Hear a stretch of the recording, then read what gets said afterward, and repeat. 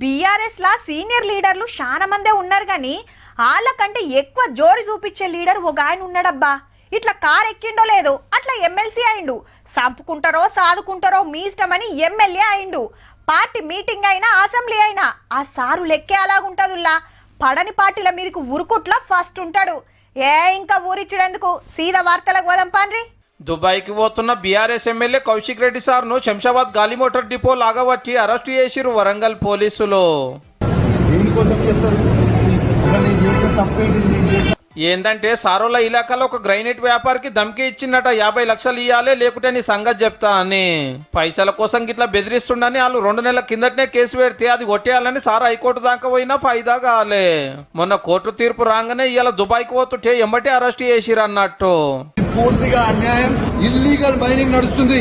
నిజంగానే రూల్స్ తప్పి గుట్టలు వలగొట్టి మైనింగ్ చేస్తుంటే కంప్లైంట్ ఇవ్వాలగాని పైసలు అడుగుడేంది సారు. నువ్వు ఎన్ని కేసులు పెట్టినా ఎన్ని బెదిరించినా భయపడేది లేదు. నీ మాత్రం నీ సంగతి తప్పకుండా చెప్తాం.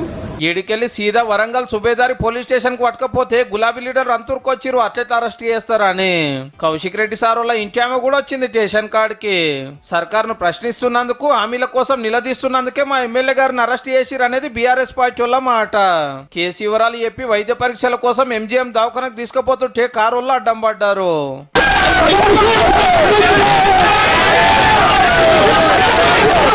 దవాఖాన టెస్టులు చేసి అంతా ఓకే అయినాక బయటికి తీసుకొస్తుంటే మళ్ళా గదే గడబాడు. ఈడికెళ్ళి కోర్టుకు పట్టుకపోయారు.